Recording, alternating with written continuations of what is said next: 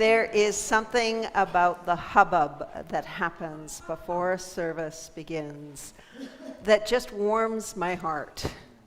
To hear people chit-chatting and talking to each other and really enjoying each other's company warms my heart like you would not believe. Welcome. I am the Reverend Samaya Oakley, and my pronouns are she and hers. It is a joy and an honor to serve you as your minister in these times when we are called to widen the circle of belonging and face injustice with courage and compassion. Here at Calgary Unitarians, we are building a beloved community, grounded in Unitarian Universalist principles, growing in wisdom, nurturing relationships, and working for a just and sustainable world. Ours is a non-creedal faith, We do not require that we believe alike, but that we journey together towards truth, love, and justice.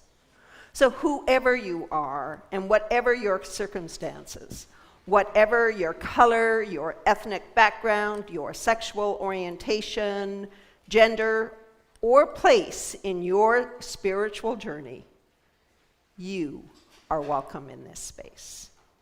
We gather today on the land known as Mohkinstsis, the land of the Blackfoot Confederacy, the Siksika, the Kainai, and the Piikani, the Stoney Nakoda nations of the Chiniki, Bearspaw, and Goodstoney, and the Tsuut'ina Nation, and the Atimsawak Métis Government of Alberta, Districts 5 and 6. The 1763 Royal Proclamation recognized that these nations held inherent rights to their lands and that any settlement required their consent. While much of the land was settled without that consent, the proclamation reminds us today that these nations' sovereignty, laws, and stewardship predate colonial settlement and continue into the present. In Calgary, a city shaped by migration, opportunity, and inequity, this calls us to honor Indigenous rights, live in right relationship, and work for justice and inclusion for all who call the city their home. And as we welcome newcomers to Calgary and to Canada, we remember that our welcome rests on the original invitation of this land's first peoples, an invitation that continues to ask us to live with respect, honesty, and reciprocity. Today, as we hear from the End of the Rainbow Foundation and reflect on the racism that immigrants often encounter, we may also be moved to create the kind of welcome that truly includes everyone, rooted in justice, sustained by love, and guided by hope.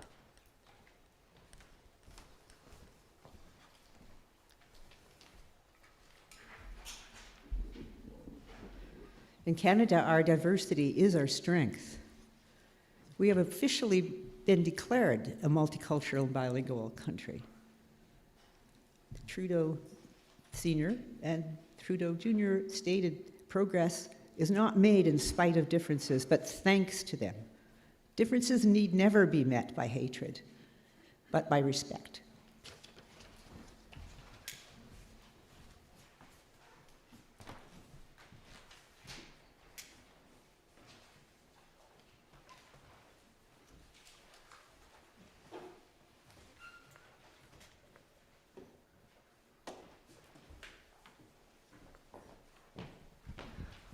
Good morning.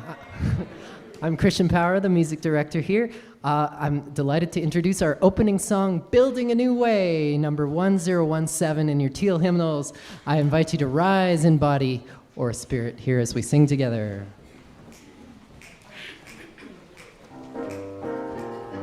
We are building a new way. We are building a new way. We are building a new way, feeling stronger every day. We are building a new way. We are working to be free. We are working to be free. We are working to be free. Hate and greed and jealousy. We are working to be free. We can feed our every need. We can feed our every need.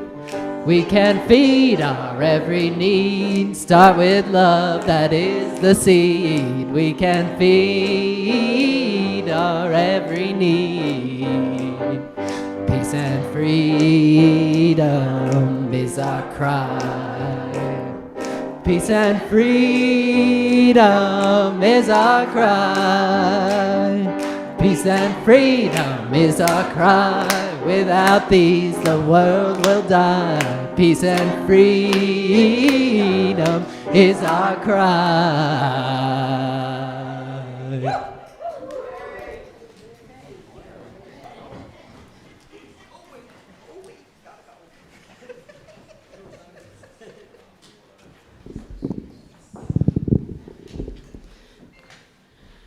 Good morning.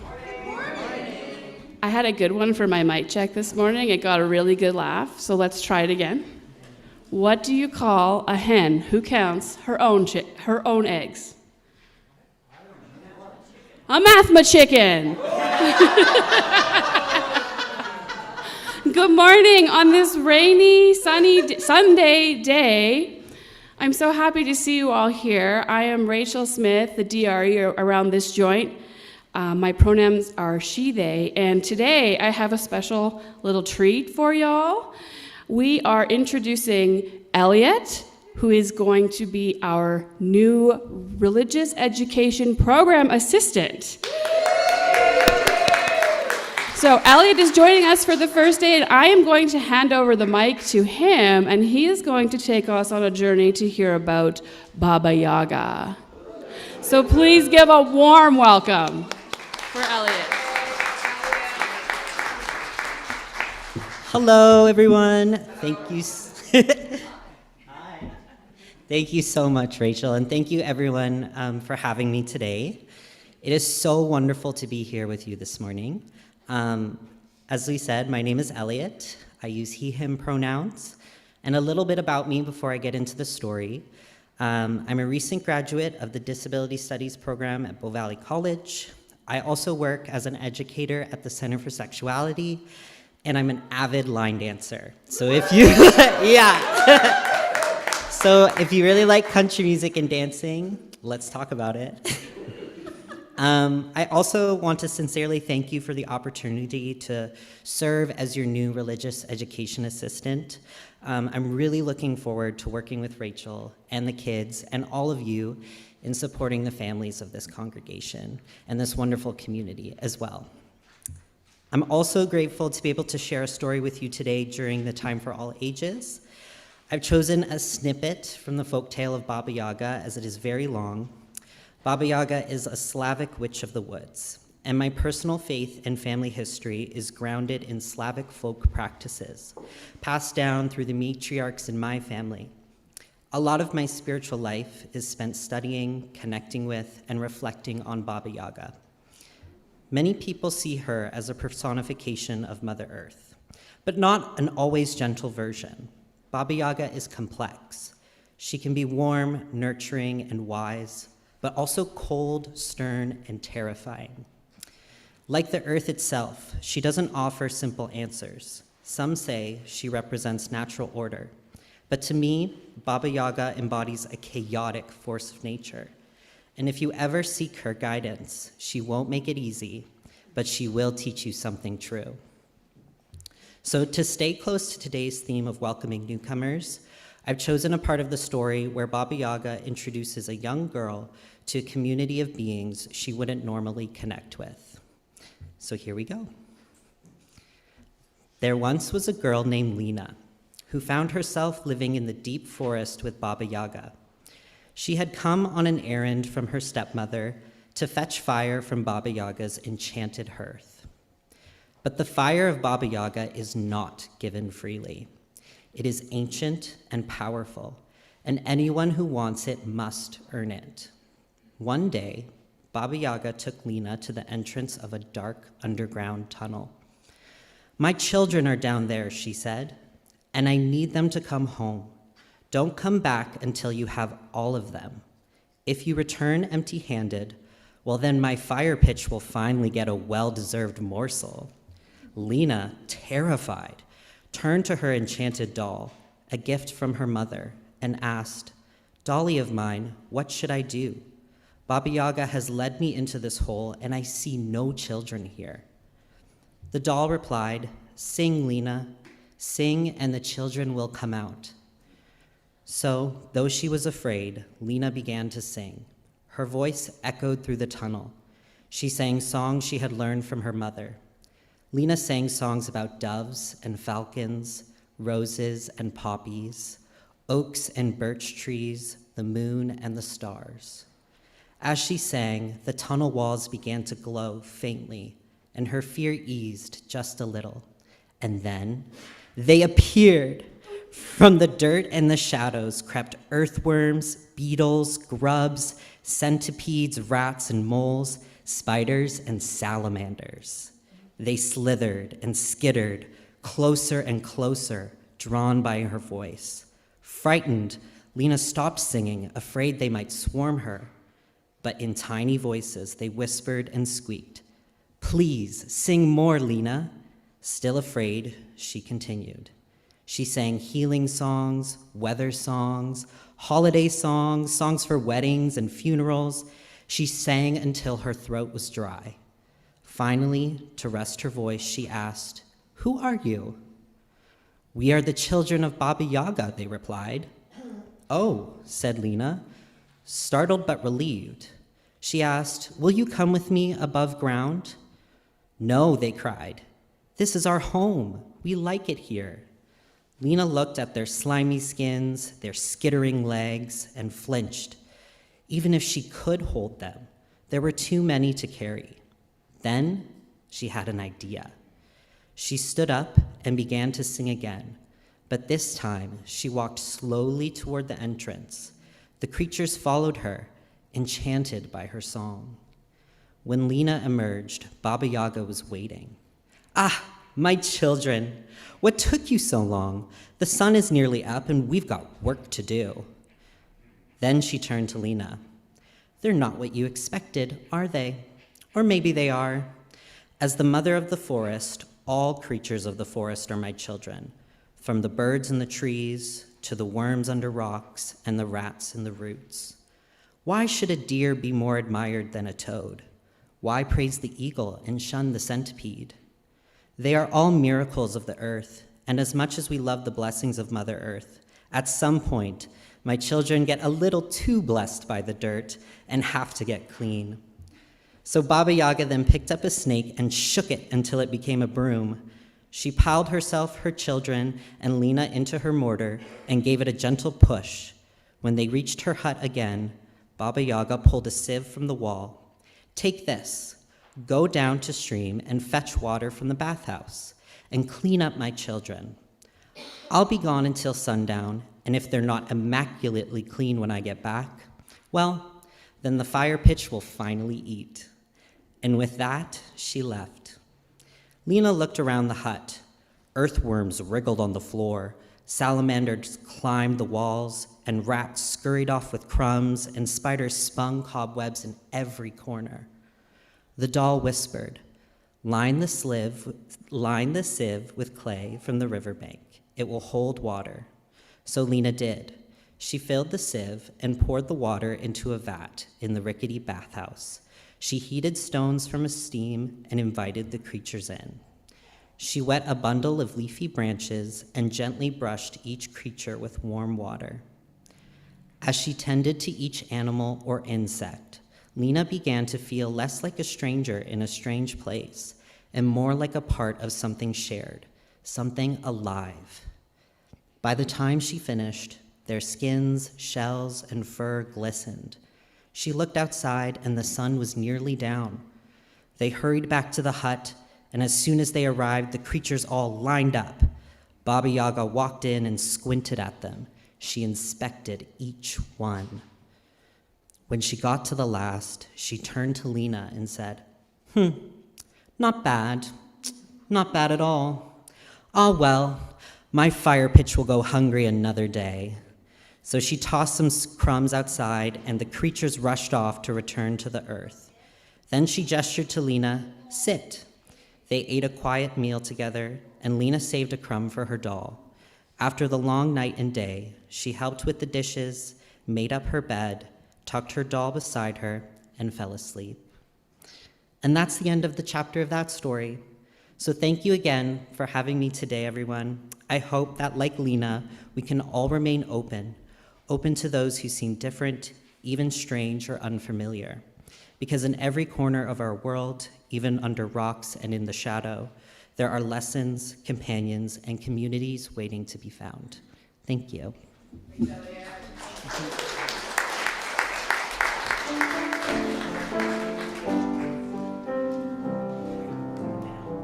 May your mind be open to new learning. May your lips bring truth into this world. May your heart know love and your hands do the work of justice as you go your way in peace. As you go your way in peace. May your mind be open to new learning. May your lips bring truth into this world. May your heart know love and your hands do the work of justice as you go your way in peace. As you go your way in peace.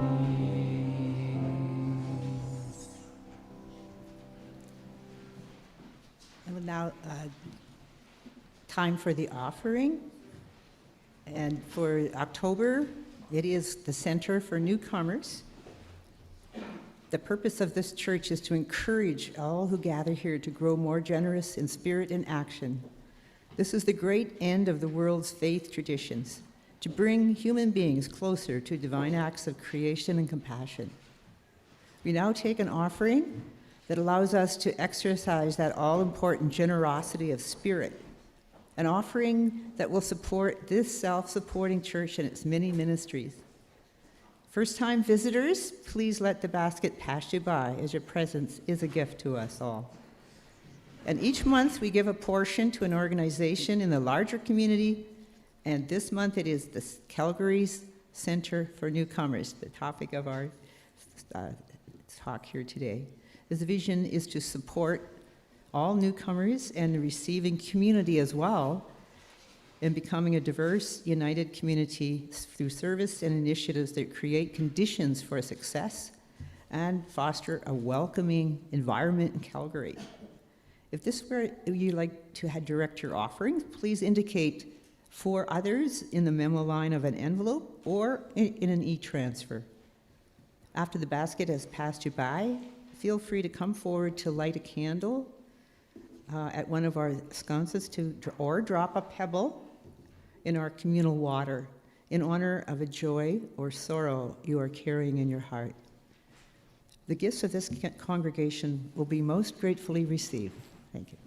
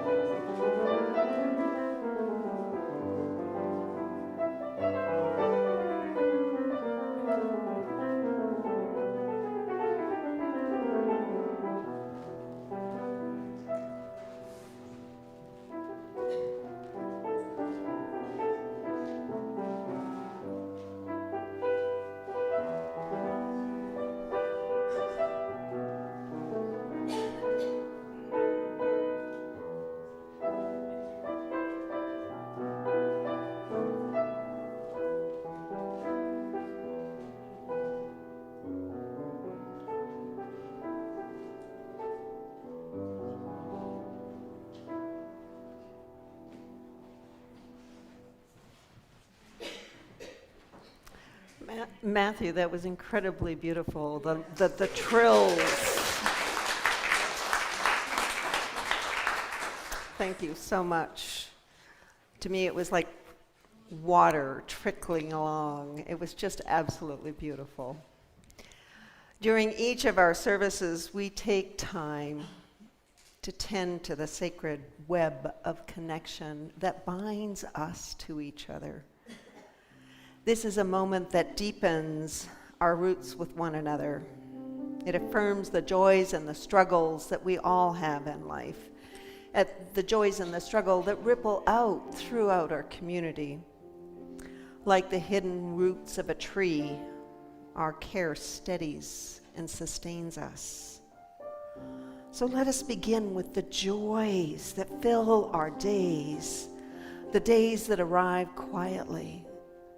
A friendly greeting, the sound of a baby, a new friendship, the laughter of courage, the courage of those who come seeking a home. Others of you come with celebration in your heart, celebrating milestones, accomplishments, and moments of belonging that fill your heart. For these and so many more joys, we light this candle. Whoops. We can tell Marianne Louise is not here today. Marianne Louise is the one that usually looks after our candles, and she's away right now. And still sorrow finds our way into our hearts. Grief, exclusion, discrimination, broken relationships, the ache of injustice, the slow wear of worry for those we love. We hold especially those experiencing racism, xenophobia, and the challenges of settling into a new land. Some sorrows we are able to name aloud, and other sorrows remain unspoken in our hearts. But none need to be borne alone. For all of you who long for comfort, a moment of peace, we light this candle for you.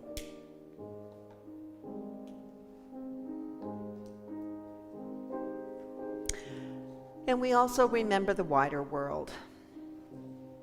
Today, we light a third candle for all who are being uprooted, those forced to leave their homes, separated from community, or denied belonging.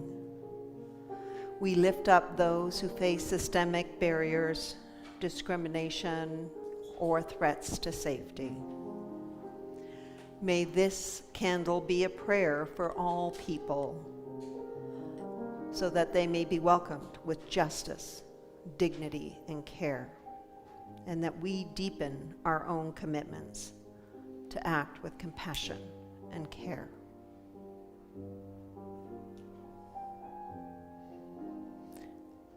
To care and to be cared for is sacred.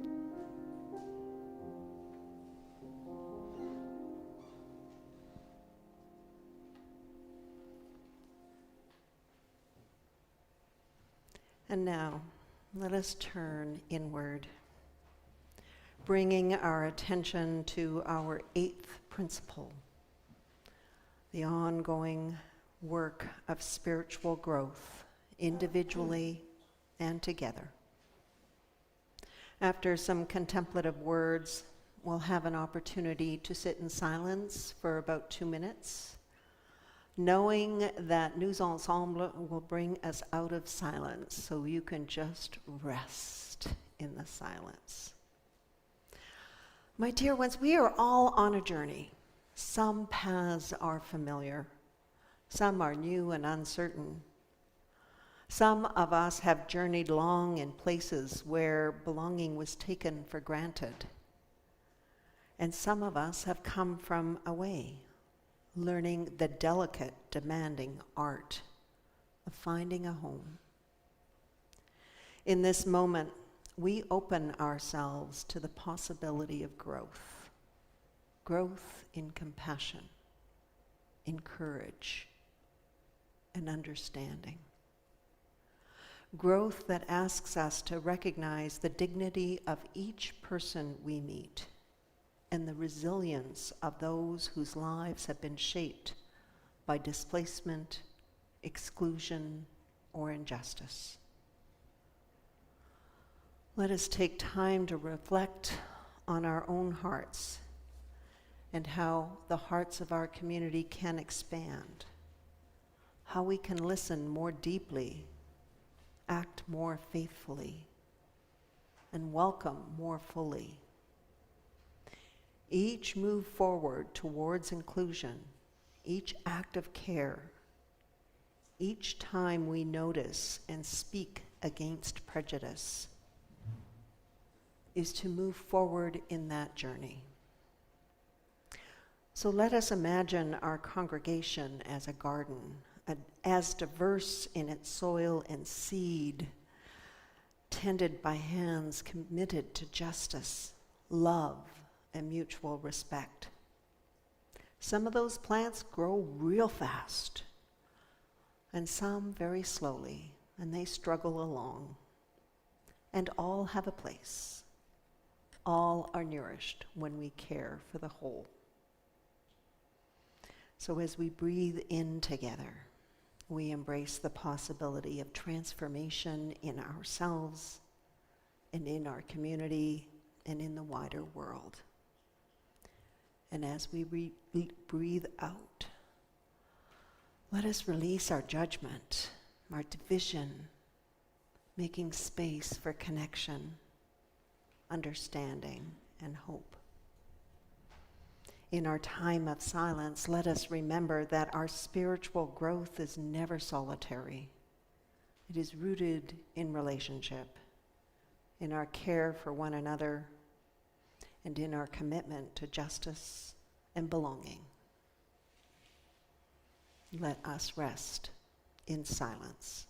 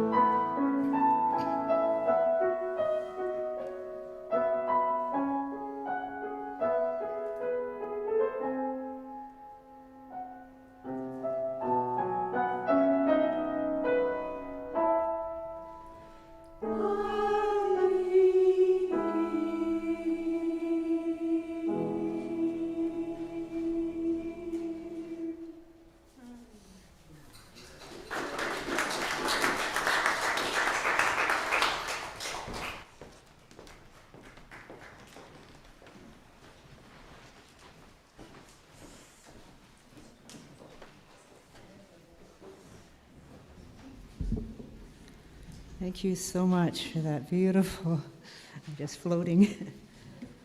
I'm Kathy Welburn, a member of this congregation and also of the Refugee Support Committee here, who is headed by Marcia Haug. Marcia, would you just stand up so people could see who you are? And maybe if you're a member of the Refugee Committee, could you wave? Yes, okay. Just wanted to make you aware who they are in case you want to talk to them afterwards, if you have any questions about the Refugee Committee. And we... Thank you. We are waiting on a family right now, but in the future we're hoping to bring in a rainbow refugee. And we are very fortunate to have Elliot Dewhurst. Elliot, would you mind just standing up? He's going to be talking in a moment. Elliot is from the End of the Rainbow, which is, he's works tirelessly in the community, has done a lot of work with a lot of people. Right now he's focusing on the rainbow refugees and their particular stress that they have. Maybe you've been hearing the CBC podcasts and articles about welcome to Canada. We had a note there at the end of the service. You can tune into it. I highly recommend tuning into it because they spent the year 2024 interviewing thousands of newcomers to Canada. Refugees, immigrants, international students, migrant workers, and they have a lot to say. And what they found was trying to deal with the terrible backlash that is happening across the world right now against newcomers, especially immigrants. And it is this fear, what is it? The fear of losing jobs, housing, our identity. What is it based on? It is very ancient. When I was first studying ESL at UBC, we talked about whenever we have a problem with housing or jobs, the first outcry. It probably goes back to the ancient Roman, I'm not sure. It's the immigrants, okay? It's very important, the Center for Newcomers. There are a number of agencies that do work on behalf of newcomers, but Center for Newcomers works with all of those groups, even people who just arrive, hoping they can seek asylum or some care. And if you listen to some of these things on that CBC program, it helps you become aware of what the issues are, and you can be able to be supportive and listen deeply to newcomers and their experiences. Do you enjoy hearing different languages? Anybody here? Just like walking on the bus or like walking around? Some people don't, as you may have noticed. Do you feel newcomers enrich our country, our city? Or, in my case, spent most of my life working in classrooms, one age or the other, in the classroom. And since Trudeau declared Canada a multicultural country, that had a significant effect on education, by the way, and the way that we worked with newcomers in their schools. If you have opinions and you actually have thought about those opinions, don't be shy about expressing your support and welcome, even if it is openly and in public after someone has just expressed an opposite opinion. For hearing you will mean everything to the people listening. Alberta welcomes 30,000 people, immigrants, certainly last year. It's going down a bit. That's refugees, students, temporary workers. Most make a choice to come here. Refugees do not have a choice about leaving their own country. That's the definition of a refugee. They're not in their own country. They can't be there. They have no support, health, education, working, and that is why they're applying for asylum or permanent residence. The Center for Newcomers here in Calgary used to call the Mennonite Center for Newcomers. They have a huge history of helping newcomers that goes way back. Village Square, they have two actual locations. One's in Village Square, and one is in Marlborough and Northgate. And they welcome and support, again, all kinds of newcomers. Apparently, Alberta, it's a little easier to get your permanent residency here, I understand. They serve tens of thousands of people in settlement. How? What do they do? Well, first of all, English. Many kinds of English programs, practical. Also, the LINK, the language instruction for new Canadians, is the English program that gets you your citizenship. And it is a designated program. It comes free, and it comes with quality childcare. And I just have to tell you, it was an amazing experience for me working with a young Syrian mom and her 3-year-old son who'd been born in a Lebanese refugee camp, getting her settled into a LINK program at the Center for Newcomers, and helping that little guy. I was so worried about him. I thought, he's going to be traumatized. He was joking away in that daycare after a few months, and it was, the Center for Newcomers did everything they could to, we spent a lot of time there. The LINK programs right now are in danger because they are funded directly by the federal government, and it cut the funding, and the Alberta government hasn't really picked up like it has in some other provinces. These programs are free to all newcomers who are not yet citizens, but only for 1 year. So if they don't get in, the Center for Newcomers really has an emphasis on jobs, training, registering employers as well, and they really support youth, finding a path for them in their career, mental health support, driving, citizenship preparation. They also help seniors. It's quite amazing, the variety. I'll have a bunch of handouts, but they're not really handouts because they're changing the handouts, but just for you to look at later on. And most famously, I think they have 2 cafes that are really fun to go to, and those cafes are supported by Ethnicity. Anybody know Ethnicity?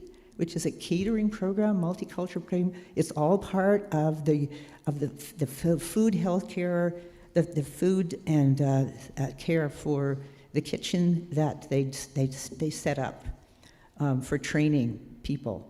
And again, this was a number of years ago now that we had this woman from Ethiopia who was a cook already, and having her go through this program was so exciting. She knew a lot more than some of the other people. It was just eager to try to find her way there. Yeah, it's an amazing Ethnicity. You should put it down there. There's also volunteer opportunities, mentorships. They have a lot of mentorships, especially with youth. Regular coffee clubs, dance, literacy skills, financial. And of course, related to this, but in its own, is End of the Rainbow, which is an amazing organization which works closely with Center for Newcomers, but it is supporting the Rainbow refugees who are in particular plight right now around the world. And Elliot will be, after our little musical interlude, will be coming and talking about that. Diversity is our strength, says Center for Newcomers. They help 20,000 newcomers each year to connect and successfully settle in Calgary. Thank you.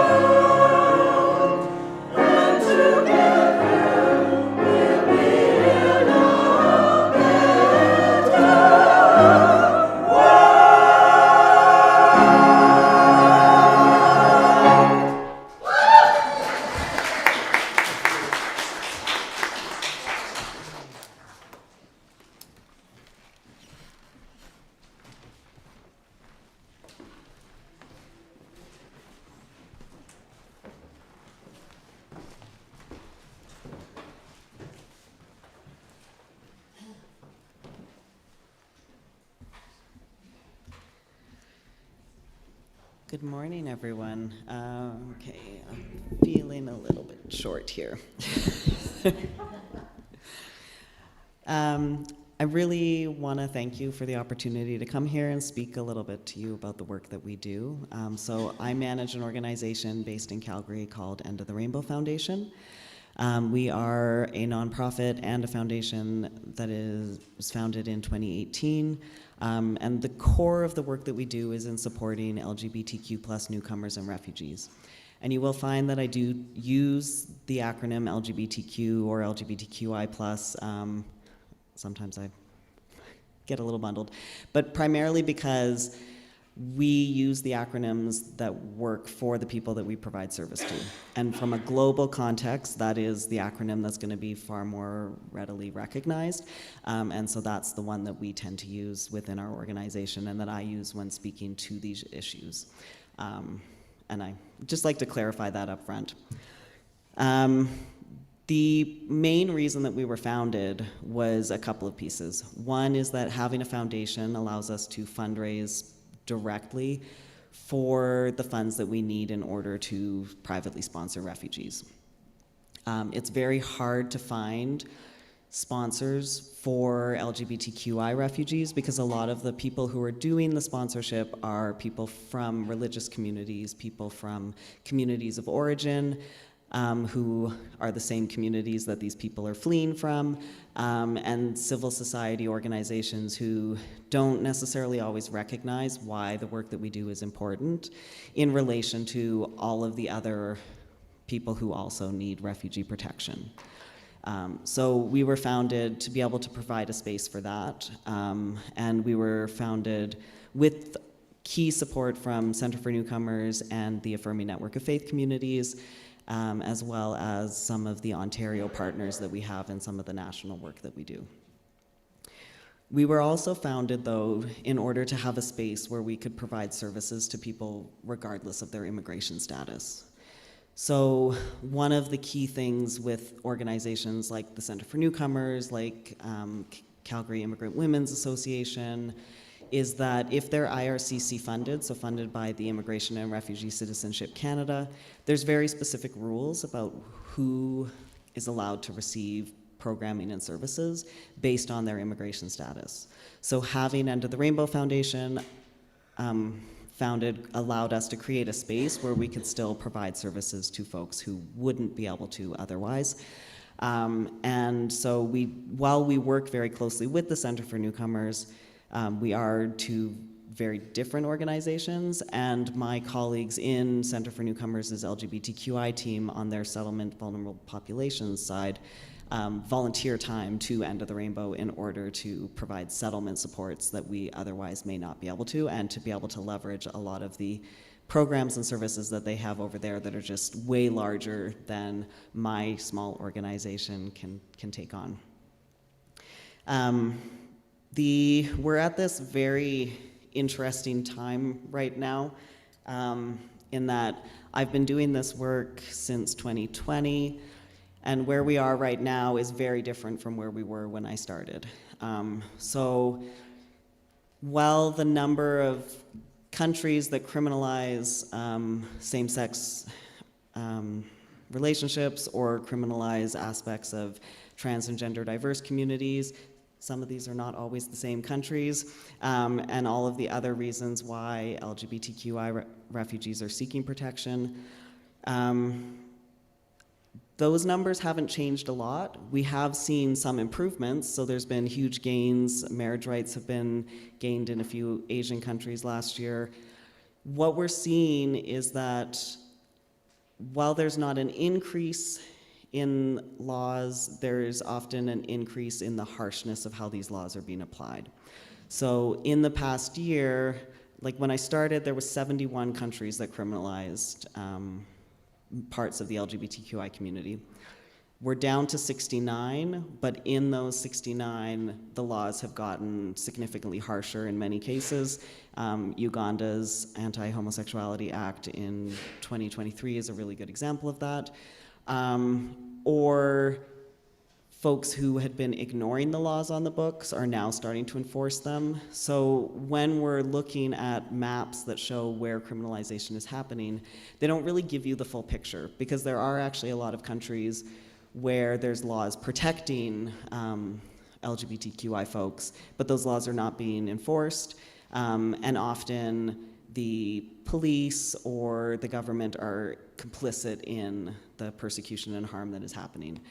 As somebody who has done grassroots Transgender Day of Remembrance ceremonies annually, Brazil is a really good example of that, because Brazil does have laws that protect diverse gender identities, but also has the highest rate of reported murders of trans women and people each year, right? So it's helpful to know what the laws look like, but also recognize that that doesn't really give you the full picture.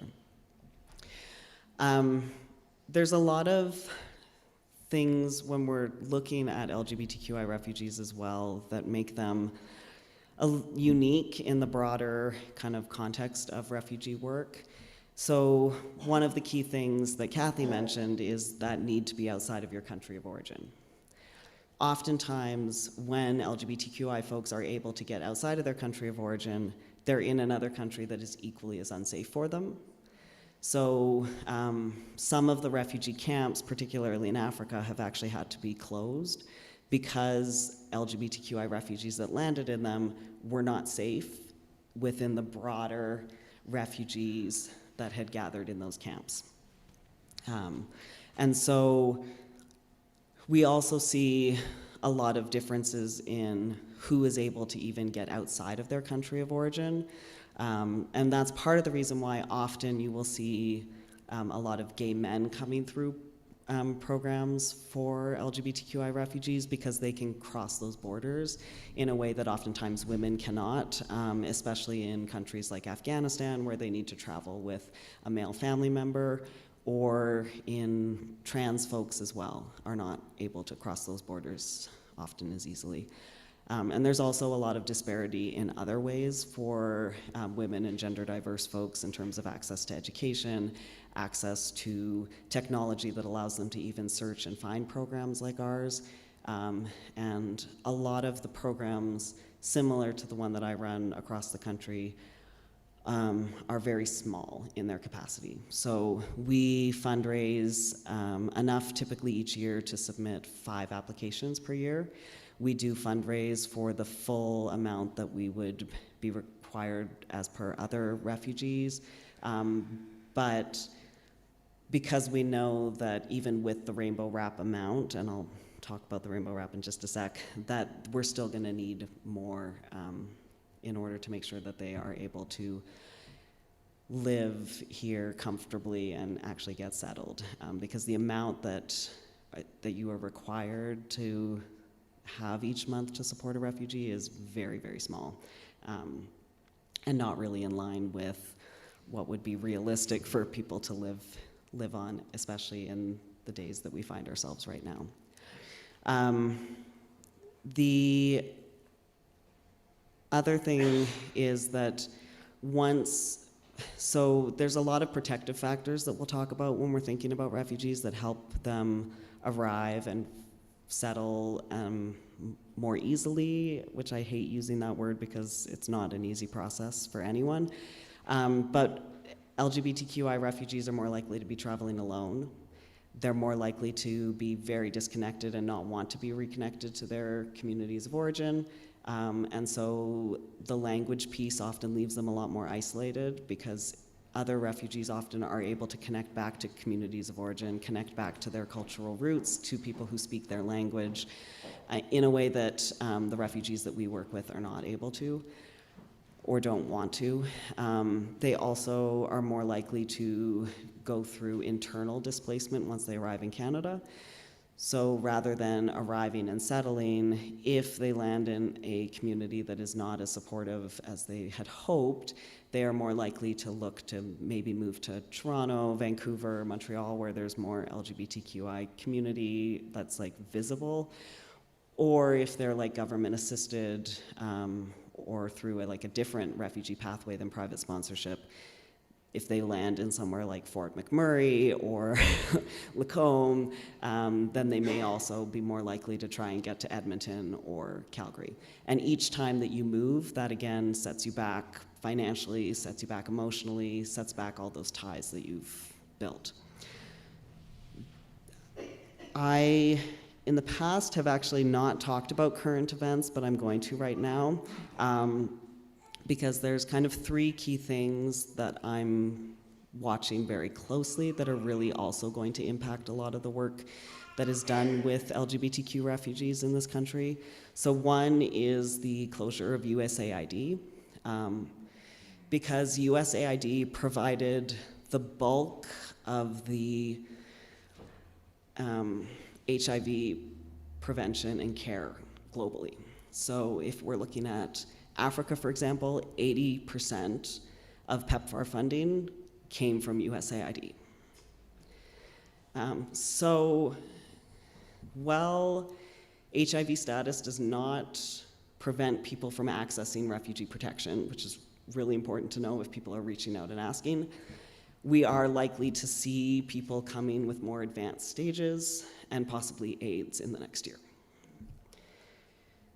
The other thing to think about is, I'm going to turn away a bit right now from the private sponsorship, because most of the people that we see are actually refugee claimants.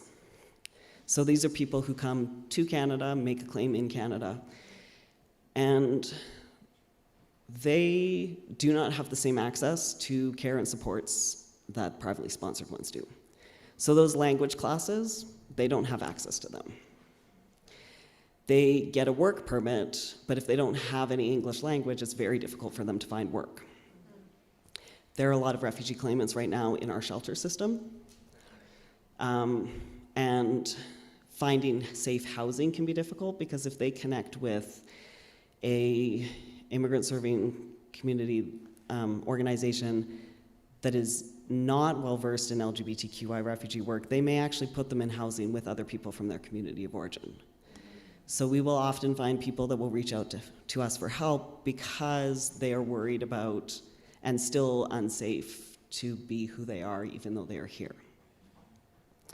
All of our refugees are often surprised when they arrive to find out that Canada is not as safe as they had thought it would be for the LGBTQI community and for the trans community in particular, if you're looking at Alberta right now. So that actually is something that they have to spend a lot of time kind of navigating. The honeymoon period wears off in a different way than it maybe does in some other spaces. And right now, there's kind of two key things going on for the refugee claim process that are really going to start to affect people. One is the Safe Third Country Agreement, which is still in place, which states that both Canada and the United States are safe places for refugees to arrive. And wherever they land first, that is where they have to make their refugee claim. And so with that, when people reach out to me from the States, I unfortunately have to tell them, talk to an immigration lawyer first, do not try and cross the border.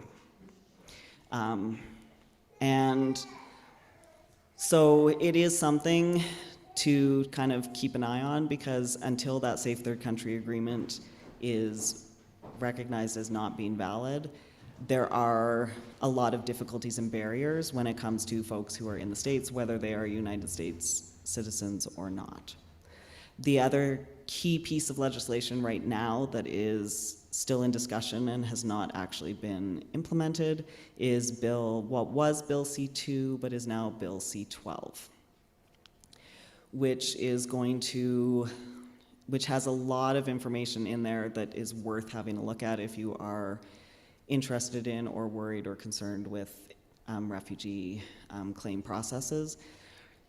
It will make it very difficult for people to make a claim if they have been in Canada for more than 12 months, or in a time frame that has been longer than 12 months ago. So if somebody had visited, went back home, and then came, and that visit was more than 12 months ago, then they could get caught up in this as well.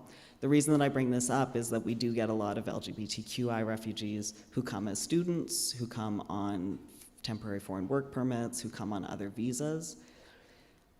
And sometimes they come knowing that they want to make a claim from the get-go, so then they will start that process. But other times, especially for students, they'll come here, they'll know now that they can be safe to explore their gender or their sexuality. They'll go out to queer spaces, there'll be pictures taken, somehow those pictures get on social media, get back to family members, and now they're getting death threats so they can't go back home.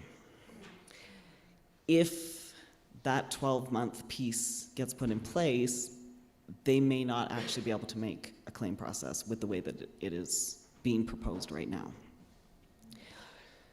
So, something to kind of be aware of.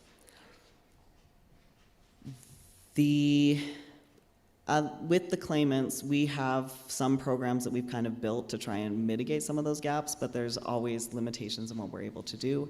We do run English classes that are run by volunteers, and we also do work with and have both training to support other folks who are interested in getting involved in LGBTQI refugee work, as well as support for filling out the paperwork and evaluating the credibility, because there are a lot of people who will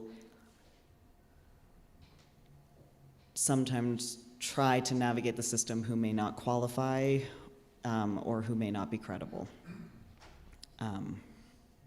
So I'm more than happy to talk about this in more detail. I'm going to stay after. And I really, again, do want to thank you for the opportunity to share a bit of the work that I do.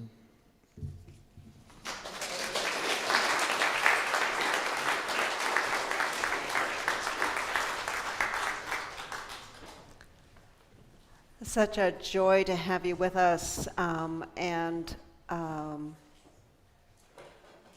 what you're sharing is important, Elliot, and I thank you for being here and sharing that information with us. Our refugee committee is a very strong committee in this congregation, and they do some incredible work. So as Unitarian Universalists, we are called not only to feel love, but to live it boldly. To walk the crooked forest path, to face what is wild and true, to speak about injustice, and to welcome those who have been cast out or uprooted. Like Baba Yaga at her fire, may we listen for the voice of wisdom that tests and transforms us, calling forth our courage, our kindness, and our truth. So my dear ones, go forth with compassion as your lantern and justice as your path. Let your hearts guide your hands, and your presence bear witness to belonging. May we answer the call of love in service, in solidarity, and in the brave work of creating a world where all are seen, heard, and valued. Go now in love and courage and in hope. And as we sing our closing hymn, number 1014, Answering the Call of Love, may we remember that love is the fire that guides us home. I invite you to rise in body or spirit as we sing together.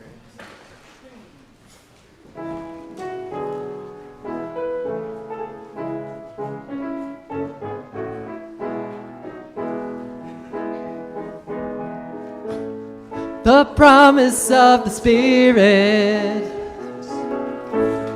faith, hope, and love abide. And so every soul is blessed and made whole. The truth in our hearts is our guide. We are answering the call of love. Hands joined together as hearts beat as one. Emboldened by faith, we dare to proclaim we are answering the call of love. Sometimes we build a barrier to keep love tightly bound, corrupted by fear, unwilling to hear, denying the beauty we found. We are answering the call of love. Hands joined together as hearts beat as one. Emboldened by faith, we dare to proclaim we are answering the call of love. A bright new day is dawning, when love will not divide. Reflections of grace in every embrace, fulfilling the vision divine. We are answering the call of love. Hands joined together as hearts beat as one. Emboldened by faith, we dare to proclaim we are answering the call of love. We are answering the call of love.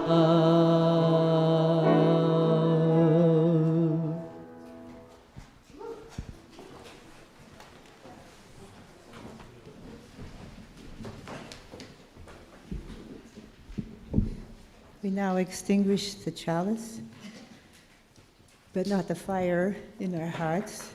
That you can catch right here. As a rather famous refugee, Albert Einstein said, "Peace cannot be kept by force. It can only be achieved by understanding."